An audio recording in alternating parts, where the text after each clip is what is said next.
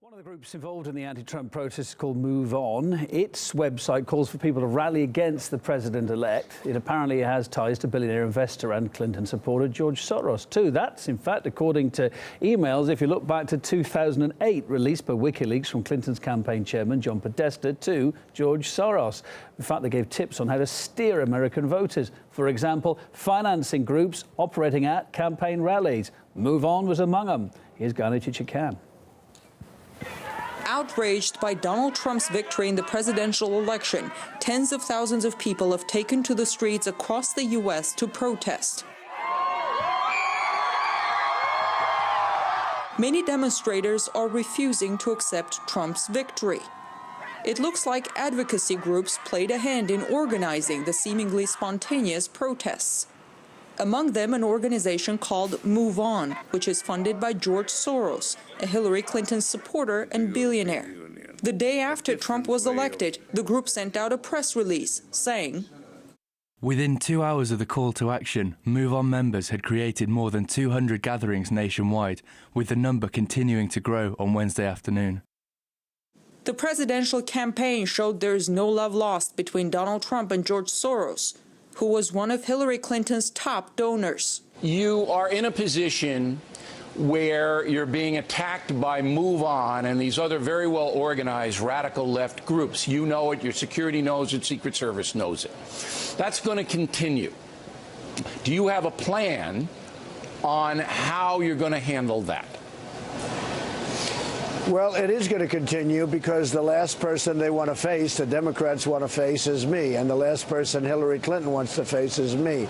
That was during the election campaign. But apparently Trump's victory in the election didn't stop the Soros organization from campaigning against him. Those who are stirring it up, and they do, many of them work for George Soros's front organizations, are really telling those innocent protesters and perhaps less innocent protesters that they're in danger, that they're endangered by Trump, even though Trump has done nothing but preach unity since he actually won the elections. In essence, what the opponents of Trump now are doing is exactly what they accused him of planning to do if he lost, which is disputing the results of an entirely fair election. It's an election where they've had all the media power and more of the money, and yet they've lost to him and to the voice of those ordinary people in the American shires who are normally ignored and forgotten. George Soros is known for stirring up anti-government protests in other countries, and it looks like the upcoming Trump administration might see a few.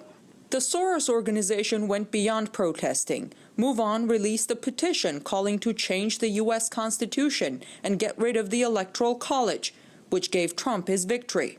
There are now some apparently well-funded attempts to undermine Trump's victory in the election.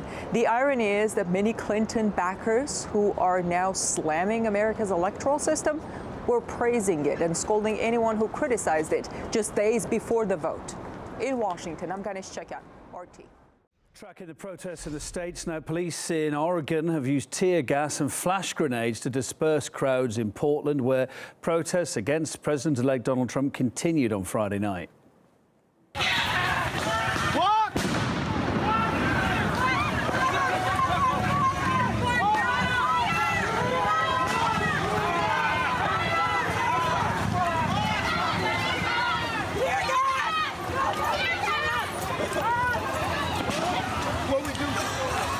There, at least one person was injured in a shooting in the demonstrations in Portland, too. No, it's being shot in the air. The gun's being shot in the air. The gun's being shot. Someone got shot. Someone got shot. That was a scene on a bridge. Police used pepper spray on the crowds and made several arrests. Officers urged protesters to leave the area immediately. The rallies descended into violence in the city on Thursday night when protesters smashed cars and shop fronts. The police said dangerous and criminal behaviour led them to redefine the gatherings as riots.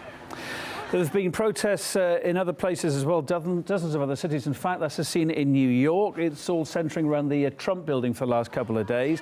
Most of those protests have been peaceful, but there have been some arrests. Let's switch now to Florida, Miami. People halted traffic on two major highways Friday night. Well, elsewhere in Washington, a tunnel was blocked. People chanting anti-Trump slogans there too.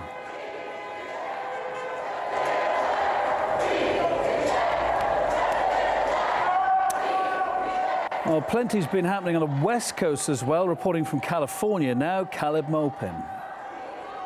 So once again, the sun is down, and here in Oakland, the streets are filled with protesters denouncing Donald Trump, the president-elect, who recently won the vote. You know, some people that are watching this protest at home right now, right? They might be like, well, look, Trump won the election fair and square. Why are they protesting? Are they against democracy? What would you say to that person? We're just doing what's right. This is what we need. We don't need Trump in the office. He's just going to make everything worse. It's as simple as that. So do you think, is there a way of preventing him from taking office? We can all fight, do this every single day if we have to make sure that he's gone. Trump, he did win according to the U.S. Constitution, so you're saying you're protesting against the American democratic system, right? So did Hitler. That doesn't mean we have to accept the way this as it is. We need to fight back against this fascist system. To have democracy, you have to have an educated public.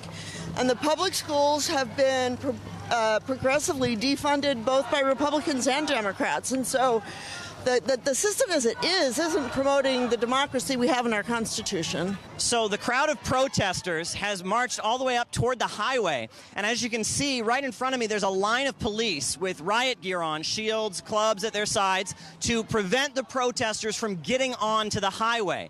Now the protesters are turning around in face of this crowd of police with clubs who are blocking them from getting onto the highway, as they've done on previous evenings in the protests in the aftermath of Donald Trump's election. We can't just do rallies. We have to fight back. There will be casualties on both sides. There will be, because people have to die to make a change in this world. Casualties on both sides. There will be, because people have to die to make a change in this world. But Trump, enough with your racism. Stop splitting families. Don't split my family. And you're fearful that you're going to lose friends and relatives to deportation? A lot. Friends, family, even all races. Not just my Hispanic culture, but the rest of the races. Don't take away our rights. You know, you impeach Donald Trump. Casualties on both sides. There will be, because people have to die to make a change in this world.